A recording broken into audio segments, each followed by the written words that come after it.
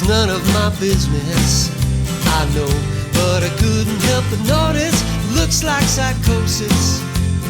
Life on relationship low. What's going on over there?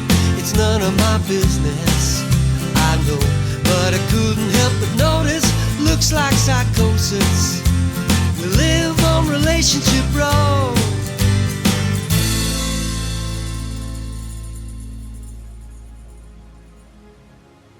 Kira in number 23 has been moping about the house since she went out with her friend to the gig at the barn the other week. Rosa can see that her daughter is unhappy, but she won't talk to her. I suppose I was like that when I was her age, thinks Rosa. But it breaks my heart to see Kira so distracted, especially as she has university to prepare for. She'll be leaving home for the first time to share with her friend Claire, and so she should be really excited, not down in the dumps.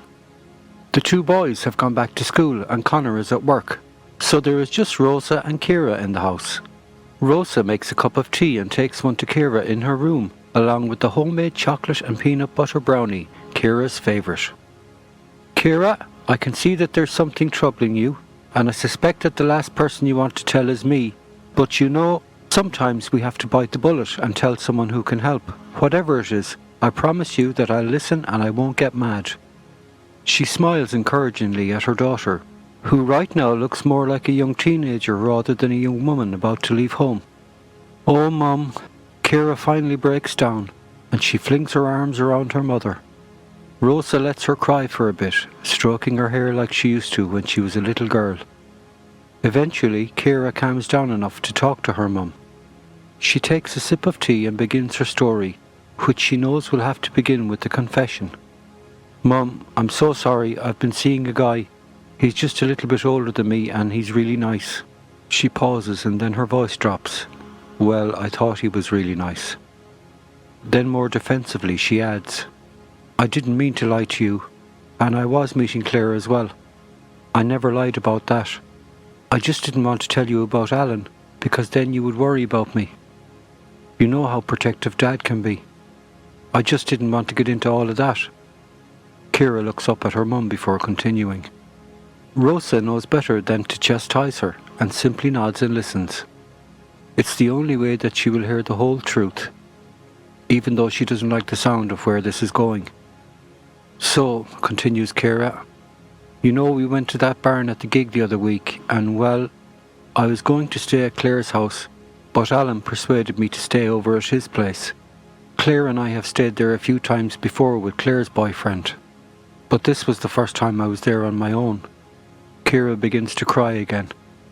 Rosa waits patiently, fearing the worst about what her daughter is about to say. It's not really as bad as you're probably thinking, Mum. It's not like he raped me or anything. Rosa is totally confused and says, I don't understand, Kira. What's making you so unhappy? Are you pregnant? Is that it? I won't be mad if that's it. No, Mum, we take the right precautions, but... Kira pauses. She is totally embarrassed talking to her mum, and yet she knows that it's probably the best thing to do. At least her mum is understanding.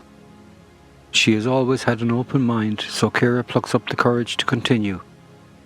It's just that I drank too much and Alan was, well, he wanted me to... Oh God, this is so embarrassing. Rosa waits patiently for her daughter to continue. Well, he wanted me to do stuff, you know, kind of porn type of stuff, and he wanted to film it. I wasn't so drunk that I didn't know what he was suggesting. I said no, but he got quite aggressive with me, and in the end, I kind of did some of the things he wanted. When I got up the next day, I found the camera and I stole the memory card. He doesn't know. I didn't tell him. I don't know how he will react when he finds out what I've done. Rosa hugs her daughter tightly. You are such a clever girl, Kira. I know you got yourself into a bit of a situation, but not everyone would have thought about finding the camera and taking the memory card. I presume that you won't be seeing this Alan fella again. Kira almost wails her reply. I know, Mum, but it's still horrible, and I don't know if I can trust him. I don't feel like I know him at all. He said the film was just for him, to remind him of me when I'm away at university. But what if he made a copy? What if he puts any of it on social media or the internet? What if the people at university see it? I'll simply die of shame. I can't go anywhere ever again. Rosa can see that her daughter is getting into a state over this, and she tries to be rational with her. If this young man had been drinking as well, then he would hardly have had time to make a copy, would he? And anyway, I'm sure he wasn't banking on you taking the memory card. She tries to lighten the mood by adding, "It's a good job you had the idea to do that. It looks like those media studies classes had some benefit after all." Ciara raises her head a little. "You know the worst part, Mum? It's thinking how ashamed of me you and Dad will be, especially if any of the pictures ever came out in the public domain." And with that, Ciara dissolves into tears again.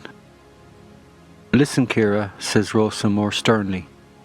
"Your father and I could never be ashamed of you, and I, for one, am really proud of how you have handled this difficult situation. True, it would have been better if you had not got yourself into it in the first place. But lots of people make mistakes when they're young. Consider it a warning and learn from it." Smiling at her daughter, she adds, "Now that brownie is still waiting for you to eat it. Shall I make a fresh cup of tea?" And she heads into the kitchen to give Ciara some time and space to digest what she has just said. A moment later, Ciara appears in the kitchen with her brownie and sits down. "So, can you know what someone is really like, Mum? I thought I knew Alan, but obviously I never saw that side of him before." Rosa thinks for a moment.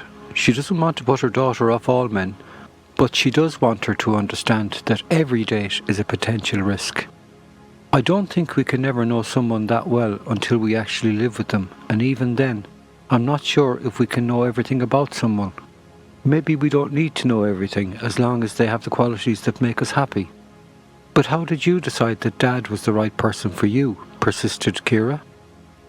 "I'm not sure how I knew," replies Rosa thoughtfully. "I guess I kinda just knew on the inside. For me, it was an inner feeling rather than a conscious choice. I just somehow felt that he was the one. Maybe I was lucky? I'm not sure how other people know." Ciara thinks for a moment before saying, "I don't think I had that kind of feeling you're describing. I think it was more just good fun, and up until the last meeting, Alan made me feel really special. That was the bit I liked." "Well, you should know that you are special, Ciara, and if you believe it, then you won't ever need anyone else to make you feel that way. Perhaps then it will help you to be a little more discerning, but it's all learning, and every time you go out with someone, it's a risk. You just have to work on risk limitation. And that means not being completely alone with someone until perhaps you know them better, or at least knowing that you can call me or your father at any time of the night and we will come and get you." Rosa gives her daughter another big hug before eating her own brownie. Right now we could be two friends chatting over a cup of tea, thinks Rosa. Ciara is having a very similar thought. Both women smile and tuck into a second brownie before Ciara heads back to her bedroom to listen to one of her favourite bands. She is feeling so much better having talked things through. Colin and Sally have decided to go out for a meal to a local restaurant. It's been ages since they have gone out for an evening, and both are happy to be doing something together again. A few weeks ago they had lunch out, but it was spoiled by the fact that Joanna had turned up at the same place and sat at a table quite close to them. Both Colin and Sally wanted to avoid her, but for very different reasons. "You know, it's lovely to have a reason to get a bit dressed up again," comments Sally as she brushes her hair and touches up her makeup. "I know it's ridiculous, but it feels like a real treat going out in the evening. I know there are restrictions in place and it won't be the same as it used to be, but I'm still looking forward to it." "Me too," says Sally, giving her husband a peck on the cheek. The world has become a very strange place lately.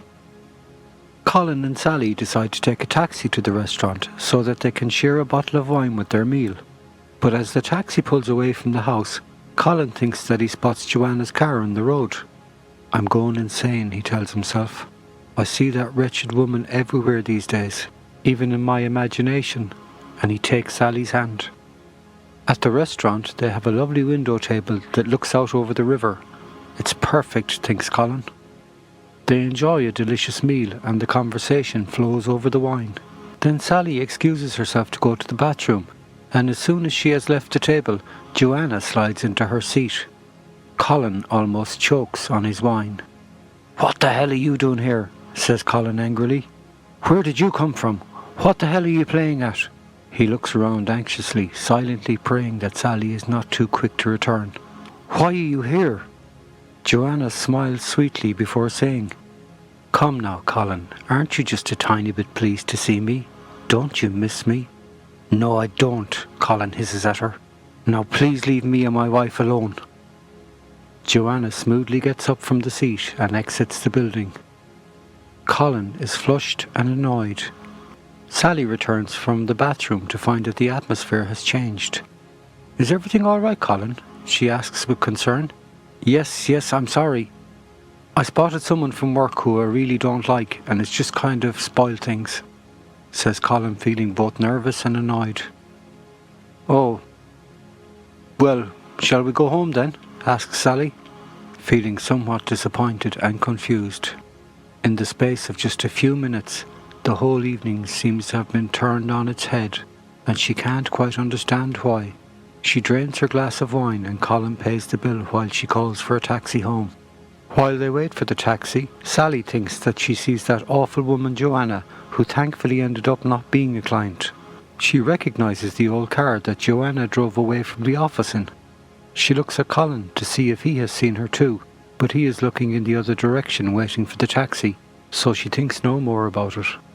By the time they get home, Colin's mood has lifted again, but there is no doubt that that evening has been slightly spoiled for both of them. "Perhaps my expectations were too high," they both privately think before falling asleep. In flat number 16, Simon is troubled. He feels embarrassed about the way he acted when Molly kissed him the other evening, but he wishes with all his heart that she hadn't done it. "I just want to be friends," he tells himself over and over again. Has this ruined a good friendship? Things like this usually do, he thinks despondently. Simon really likes Molly. He thinks that she is one of the sweetest natured girls he has ever met, but he isn't looking for a romantic relationship, and certainly not a sexual relationship. He knows that he's not like other guys, and most of the time that doesn't bother him, but sometimes it can be difficult. Simon doesn't believe in sex before marriage, and he's a virgin, which he knows is fairly unusual, especially at his age. He's not gay and he loves women, but for him, he's just never met the right person. He has dated a few girls over the years, but most of them have wanted a sexual relationship with him, and that goes against his faith and his values. So for now, he has decided that friendships are better than dates. The problem for him is that he is, indeed, very attracted to Molly.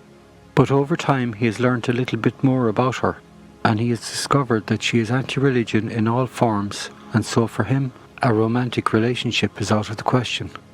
He really values her friendship, however, so what should he do now? He prays that things will go back to the way they were.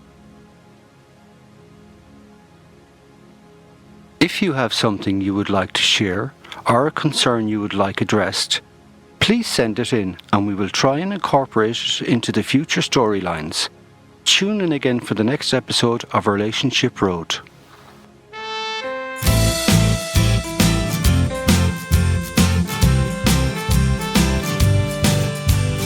Welcome to Relationship Road, where people live just like me and you, alone or together in all kinds of weather, and most of them are scared of this flu. What's going on over there? It's none of my business, I know, but I couldn't help but notice it looks like psychosis. The pressure's